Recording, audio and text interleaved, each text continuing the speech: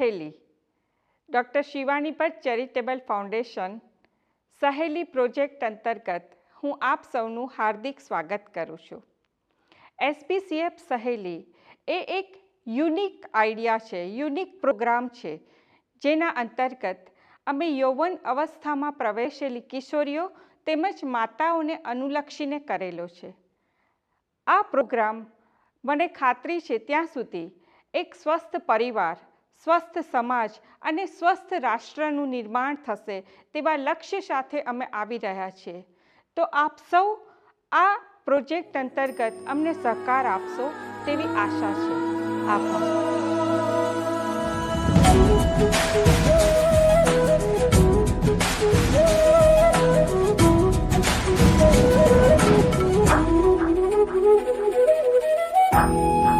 Doctor શિવાનીનું હુલામણું નામ પિંકી હતું અને એ પિંકી તરફથી અમે મિશન પિંક હેલ્થ નામના પ્રોગ્રામની શરૂઆત કરી. આ પ્રોગ્રામમાં એનિમિયા એટલે કે પાંડુરોગ અથવા તો લોહીની ઉણપ, એનું નિદાન અને એની સારવાર એ કરવા માટે આપણે શું કરવું જોઈએ અને શું ચેતવણી આપના પગલાં આપણે લેવા જોઈએ. લગભગ 50થી 60% એડોલસન્ટ ગર્લ એટલે કે જે કિશોરાવસ્થાની અંદર બાળાઓ છે અને સ્ત્રીઓ અને તેમાં પણ ખાસ પ્રેગ્નન્ટ મધર આ બીમારીથી પીડાય છે. આ નિદાન કરવા માટે થઈને હિમોગ્લોબિન એટલે લોહીનું પરીક્ષણ કરીએ છીએ. દરેક સ્કૂલની અંદર એડોલસન્ટ ગર્લનું એક રજિસ્ટર બનાવી લઈએ છીએ. આ રજિસ્ટરની અંદર અમે એમનું લોહીનું પરીક્ષણ કરીને કેટલા ટકાવારી છે તે નોંધી લઈએ છીએ. જે લોકોનું હિમોગ્લોબિન 8થી 12ની વચ્ચે છે તેને અમે 3 માસની ગોળીઓનું વિતરણ કરીએ છીએ. જે લોકોનું હિમોગ્લોબિન 8થી નીચે હોય અને સ્પેશિયલી જે લોકોનું હિમોગ્લોબિન 6.5%થી નીચે હોય એ લોકોને અમે સિવિયર એનિમિયા કહીએ છીએ અને આ લોકોને અમે વધારે પરીક્ષણ કરી અને એ લોકોમાં એનિમિયાનું કારણ જાણીએ છીએ. 3 મહિના પછી અમે ફોલોઅપ ટેસ્ટ કરીએ છીએ અને આ ફોલોઅપ ટેસ્ટમાં એ લોકોનું હિમોગ્લોબિનમાં 3 મહિનાની ટ્રીટમેન્ટ પછી કેટલો વધારો થયો તે પણ જાણીએ છીએ. સાથે સાથે ખોરાકમાં કઈ ચીજો લેવાથી લોહીની ઉણપ અટકાવી શકાય અને તેના માટે ખાસ તો ખોરાકની અંદર લીલા શાકભાજી, પાલક જેવા, ગાજર, બીટ અને ગોળ, ચણા, ખજૂર વગેરે વસ્તુઓ લઈ શકાય.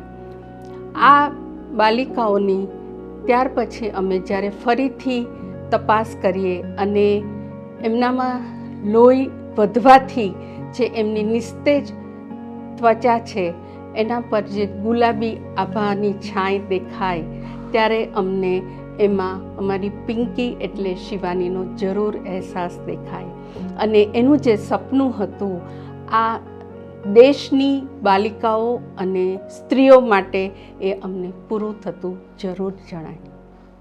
નમસ્તે. ગર્ભાશયના મુખના કેન્સર ભારતના સ્ત્રીઓમાં 2nd નંબરમાં મૃત્યુનું કારણ બની રહ્યું છે. ગર્ભાશયના મુખનું કેન્સર 70થી 80% HPV વાયરસ, હ્યુમન પેપિલોમા વાયરસના લીધે થાય છે અને હવે આ વાયરસ માટે વેક્સિન ઉપલબ્ધ છે, ઘણા સમયથી ઉપલબ્ધ છે.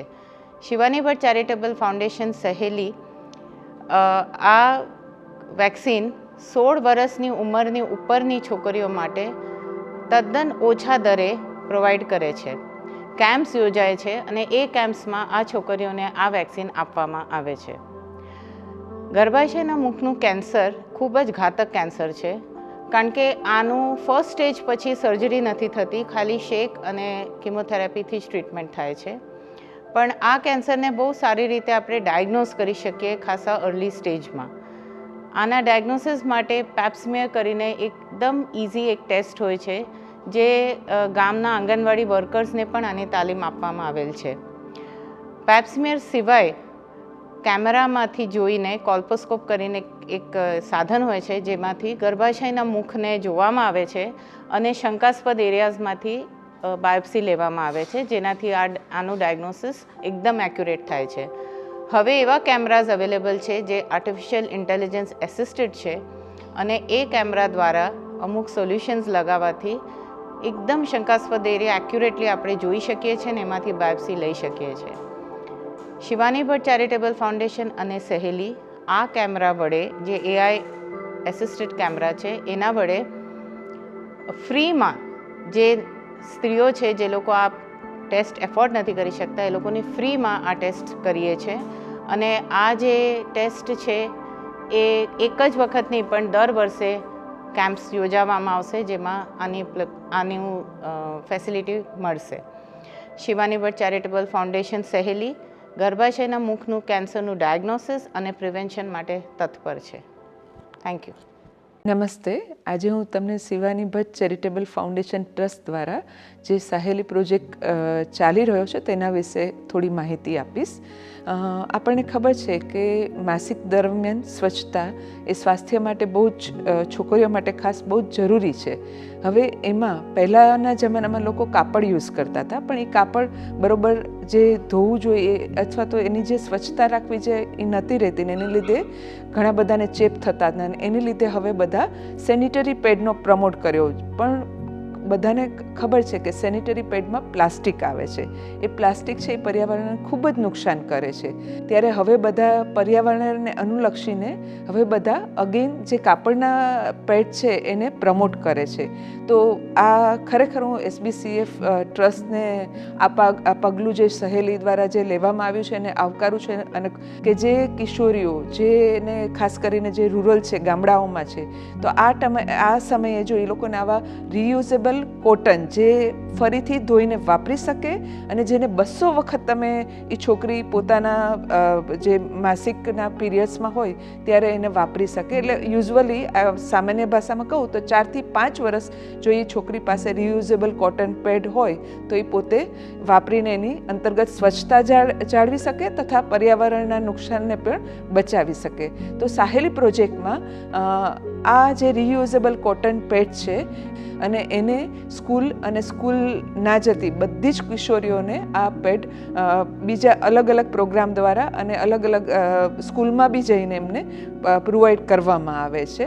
તો અગેન હું SBCF સહેલી પ્રોજેક્ટને ખરેખર હાર્દિક અભિનંદન આપું છું કે એ લોકોએ જે કિશોરીનો જે મોસ્ટ સેન્સિટિવ ઇસ્યુ છે માસિક દરમિયાન સ્વચ્છતા, એને અંતર્ગત ધ્યાનમાં રાખીને આટલા સરસ રિયુઝેબલ કોટન પેડનું લોન્ચ કર્યો છે. અને એનું ખૂબ જ એ પ્રોજેક્ટ અંતર્ગત ખૂબ જ સરસ રીતે અત્યારે એનું ડિસ્ટ્રીબ્યુશનની કાર્યવાહી આણંદ જિલ્લામાં થઈ રહી છે. Thank you.